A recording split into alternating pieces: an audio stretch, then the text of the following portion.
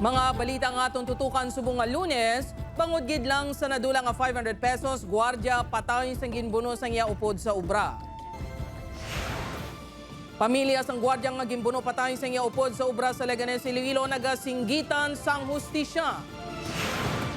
Ido ginaligar gintiro sang Indian target sa Barangay Mansilingan, Bacolod City. Ginatudlo nga suspect isa ka minor de edad. Masobra 6,000 kadelegado sa Provincial Boy Scout Jamboree sa Calinog, Iloilo nangin problema ang kakulang sang supply sang tubig. Bus nga padulong kuntani sa Calinog nga sunog sa Kabatuan ni Iloilo. 20 ka pasahero nakahingagaw panao. Kag Dragon Boat Festival 2024 sa Iloilo City nangin madinalagon. Ginabanta 500 ka paddlers na kigbahin. Ini ang GMA Regional TV, One Western Visayas. Mayong hapon, ako si Gertrude Charlatan. Gwardiya sa Leganes patay matapos ginbuno sang upod sini sa obra. Suspect nagaligar nga ginpasibangdan sang biktima nga kawatan. Si Kim Salinas nakatutok live sa Barangay Nabitasan, Leganes, Iloilo. Kim?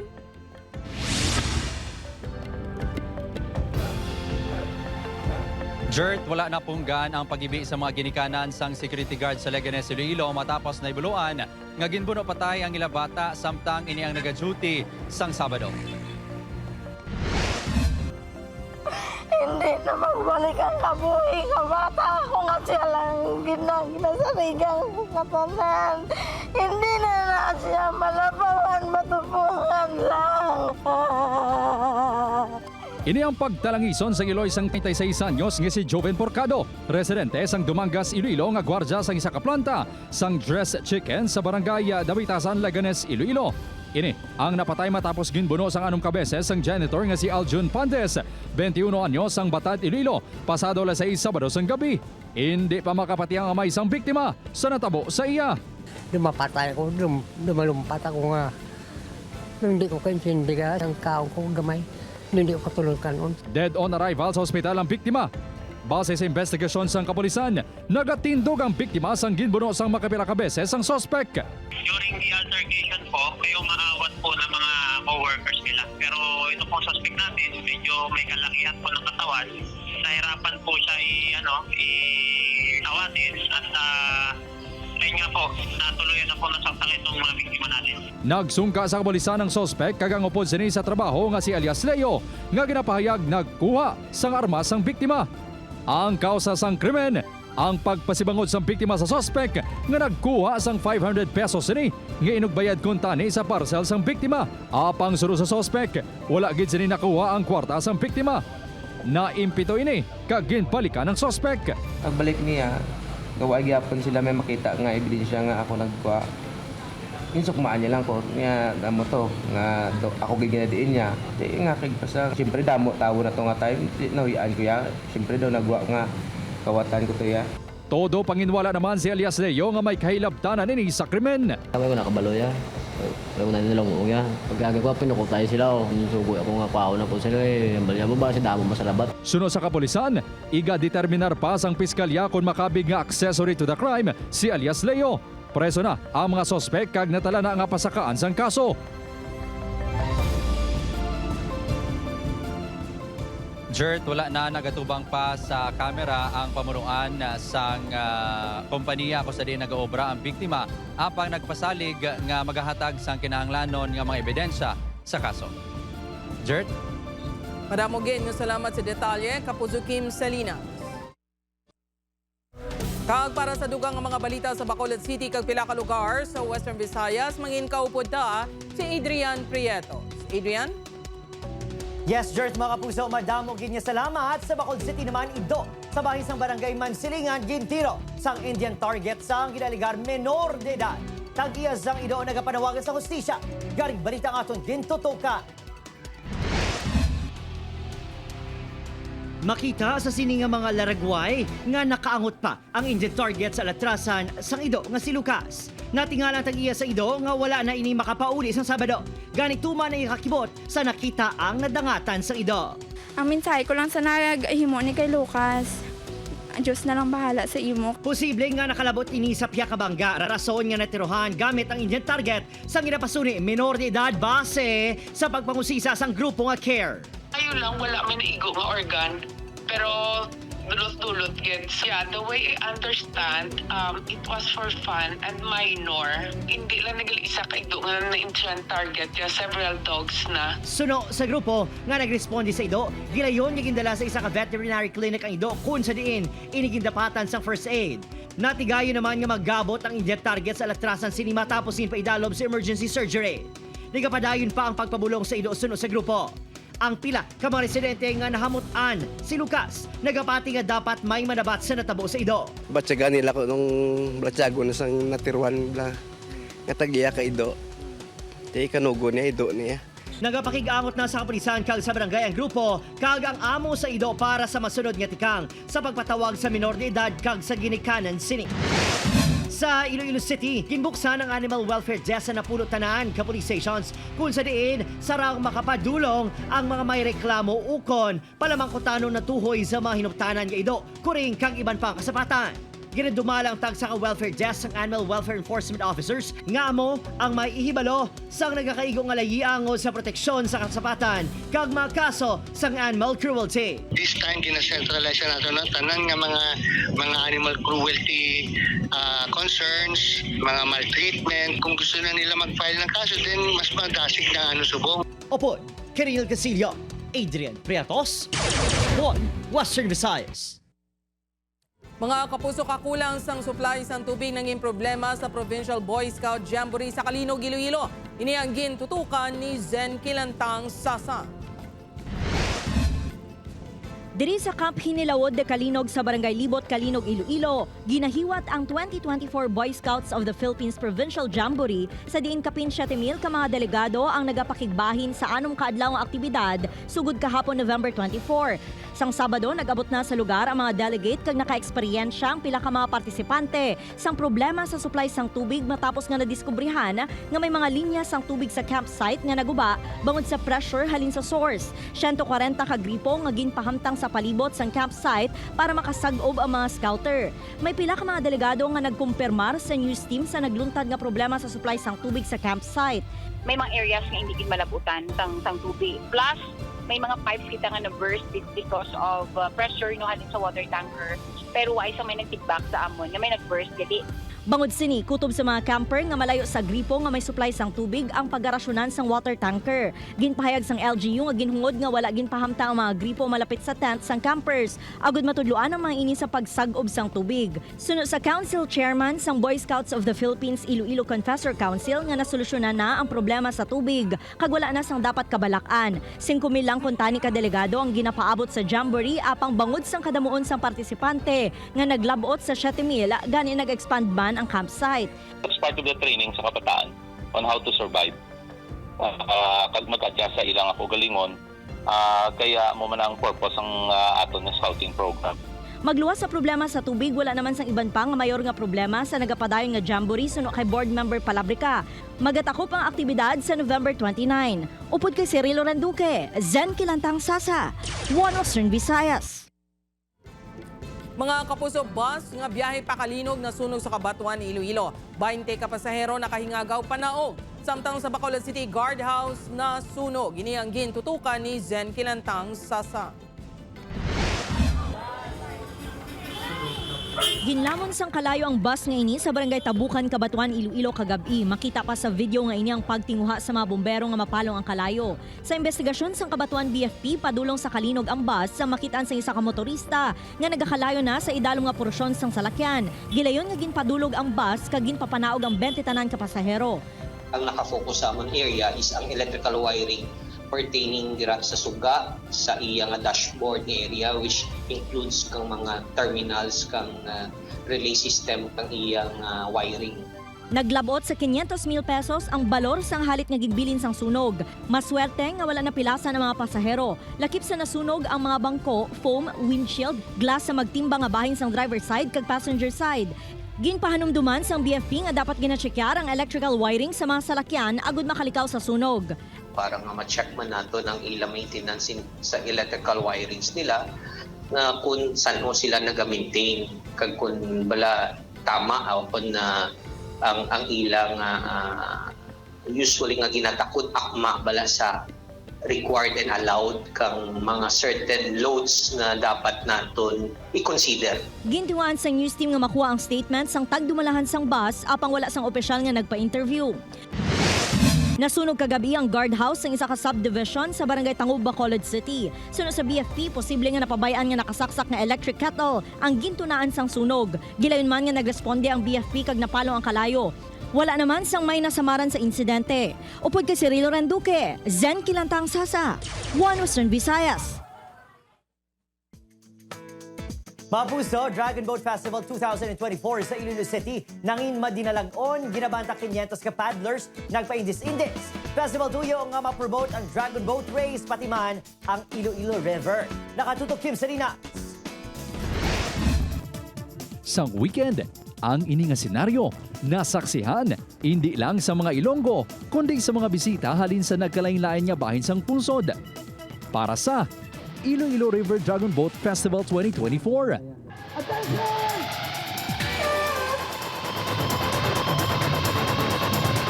Ang tagsa kapagbugsay nangin makahalawat-hawat bangod tagsa ka grupo competitive gid.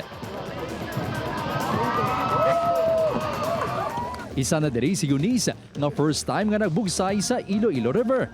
Compared to Manila Bay po kasi, magaang yung tubig sa Manila Bay. But right now, di naman kami nabigla pero it's interesting na malaman yung flow ng water dito. So exciting, yes, nakakahinga siya. Pero we train for this eh. 11 tanan ka paddling team salin sa Region 6, Cebu, Bohol kag Manila ang nagpaindis-indis sa nakalain-lain nga categories. Okay, sige, sali tayo. Pagandaan natin ang Iloilo. Alam namin na condition pa kami lahat kasi kakalaban lang namin sa international races. Dako nga bagay suno sa presidente sang Iloilo Paddlers Club nga may tion sa pag-training ang team sa Iloilo mismo sa Iloilo River. It's a big advantage for us kay diri kita naga-practice ka naga-training. We are blessed with the Iloilo River, no? May ara kita di facilities. Bangod sa kahiwatan, hindi lang mas na-promote pa ang Dragon Boat Racing bilang isa ka water sports activity sa Iloilo City, kundi mas napabugal man ang katahom sang Iloilo River kag pagpabilin sang katinlo sini.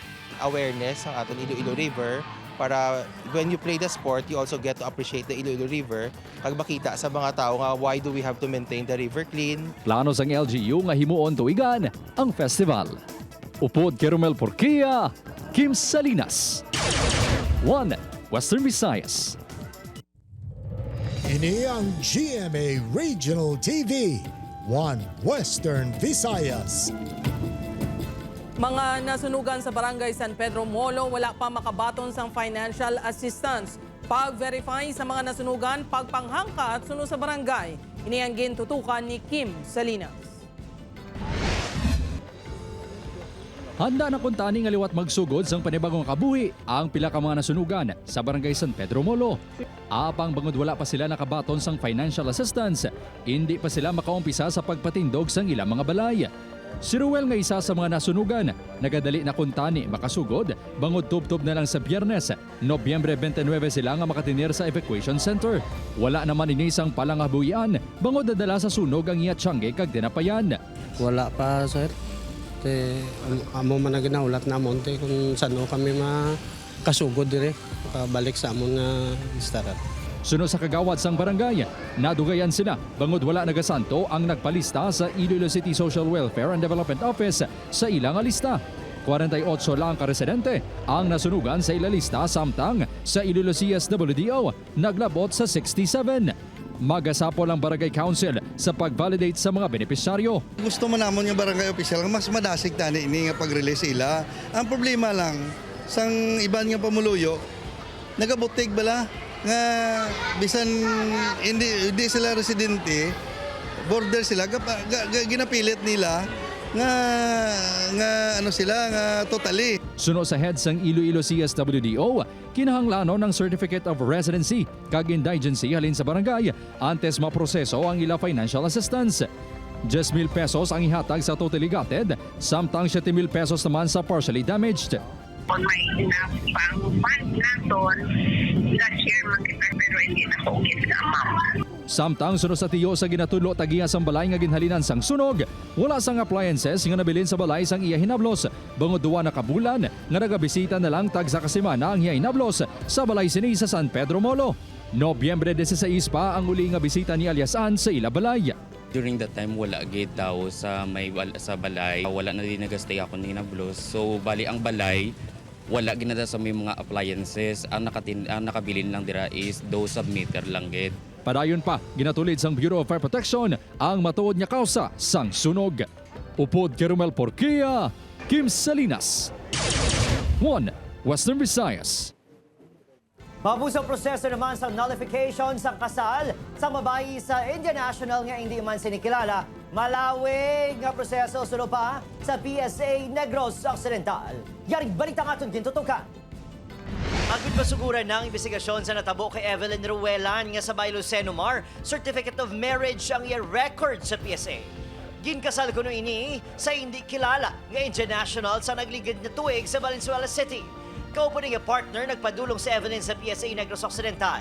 Iya ginpresentar ang pila ka mga pamatuod nga wala ini nakahalin sa Negros Occidental sa Nobyembre 2023. May nahuman na nga report nga ipadala sa Central Office apang pag-ako sang PSA, malawig nga proseso ang nullification sang kasal. Kami mga nalitingong kisa, hindi pa si request pa na cancellation sa board. Wala pareho lang pala sa desisyon to nila sa Congress. O hindi, pagit po wala kagambal kaya ito first time na namon na counter din. Aminado ang maghagugma nga nagasakit ang ilabuot. Bago din matgay ng plano nga pagpakasal apang nagpasalig sila sa kooperasyon. Kung matapos maging namin ng problema, amo na pagpakasal namon, kay para hindi na mabudlayan ang mga bata namon sa ulihi. Nagpasalig naman to sila nga ilagi porsigihon nga matapos na amon kan para makuha namon siya gid. Mapakasalman o kung hindi, ara ko ya Japon siya tupad kay ihatag og siya nga akong lifetime.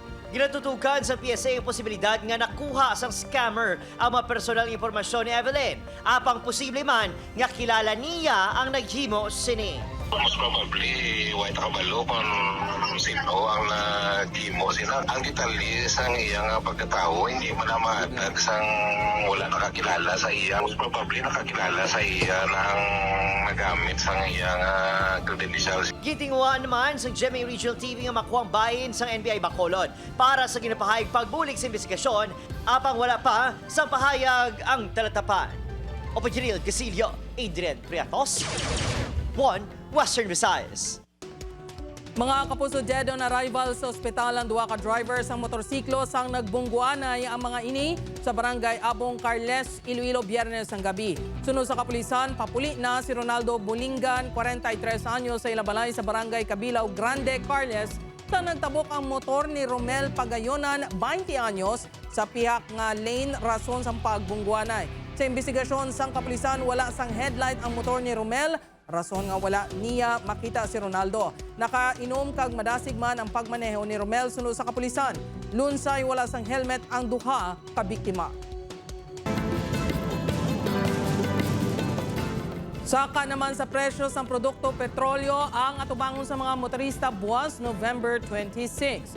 Base sa datos na gikan sa mga oil company, 1 peso and 15 centavos kada litro ang igasaka sa presyo ng gasolina. Samtang piso kag 10 centimos kada litro naman ang igadugang sa presyo ng krudo. Ang presyo ng kerosene magasaka man sa 80 centimos kada litro. Ipatuman ang adjustment sa presyo ng gatong buwas sa aga.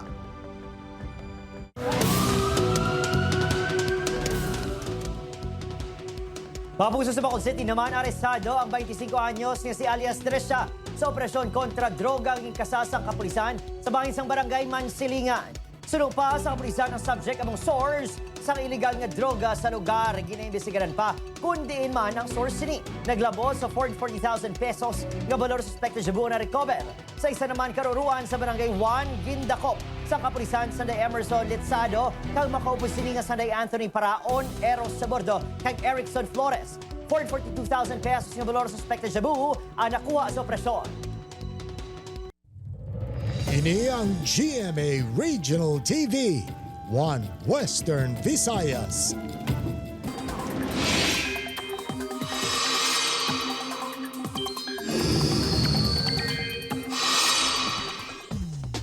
Mga puso, wala sang bagyo o kung malay nga tiyempong naghahana nga mag-apekto sa pungsod, subong nga semana.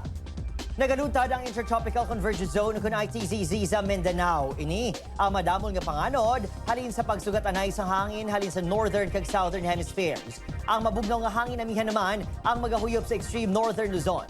Base sa datos sa Metro Weather, posible ang malaptalapta nga ulan nga maeksperiensyahan sa pinakabahin sa Negros provinces. May chance man sang ulan sa ibang pagigabahin sa Pilipinas.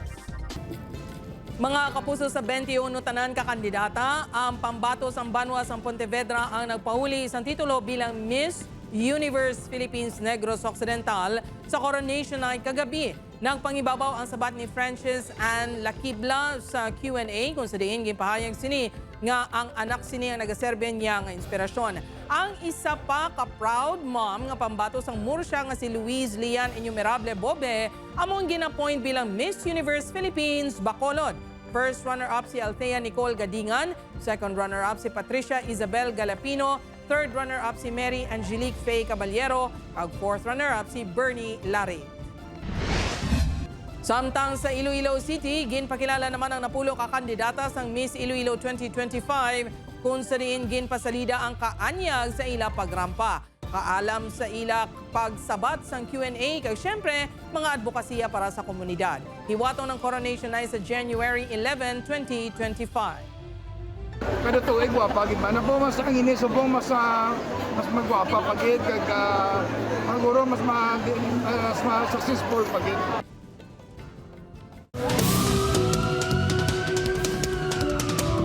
IPPO ginatugyan sa Iloilo Prosecutor's Office ang resulta sa investigasyon sa kaso sang pagpatay sa anay punong barangay sa Tigbawan, Iloilo. Ini ang gintutukan ni Zen Kilantang Sasa.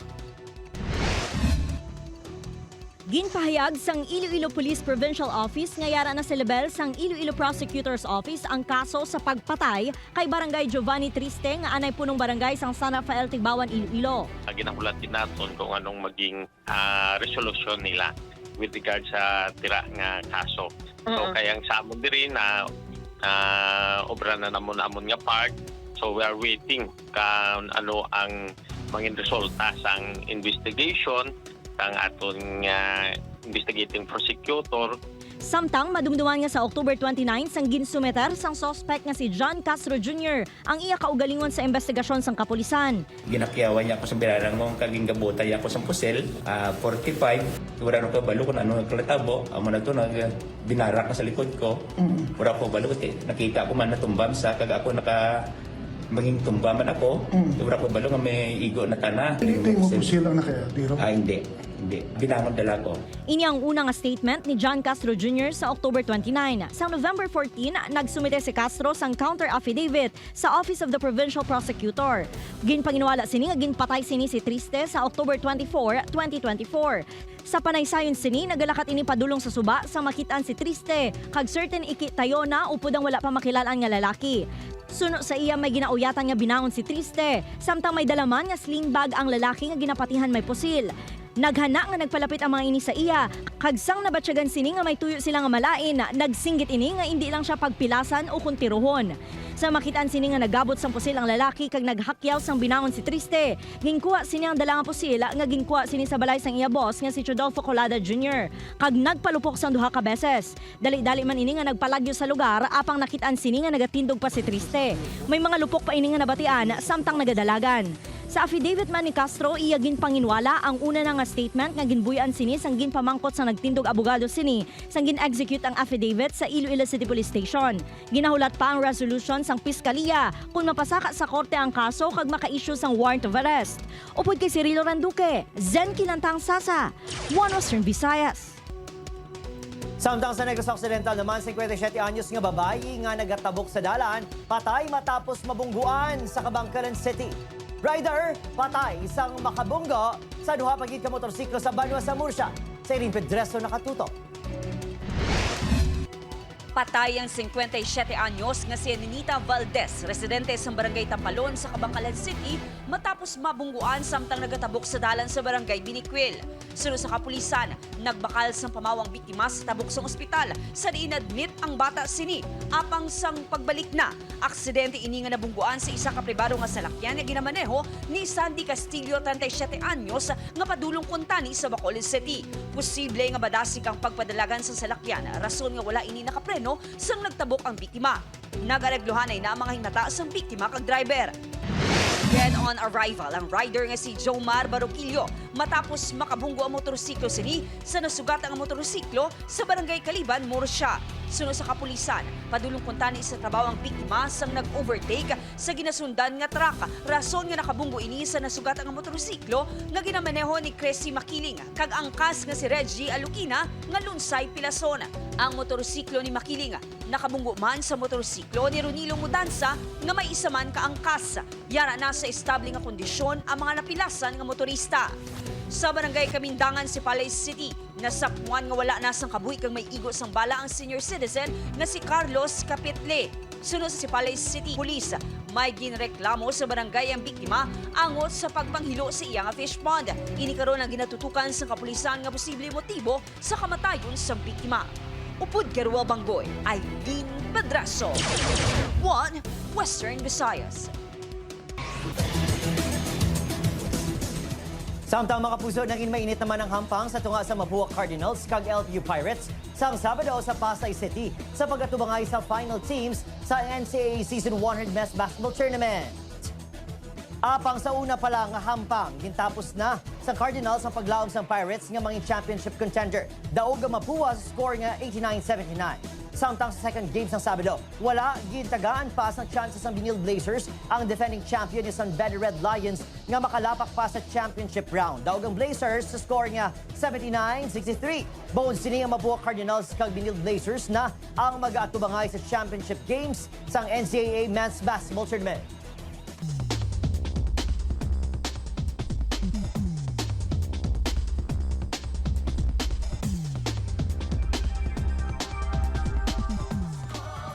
Mga kapuso, 30 days na lang Pasko na. Sa atong mga kapuso diri sa Western Visayas, kag subong man sa atong mga kapuso abroad, madamugid nyo salamat sa pagtutok. Mag-isa kita kagibalo ng mga balita tungod local news matters. Ako si Jethro Charlatan, ini ang 1 Western Visayas, bugos nga puwersa para sa mas dako nga misyon kag mas masangkad nga pagserbisyo sa pungso.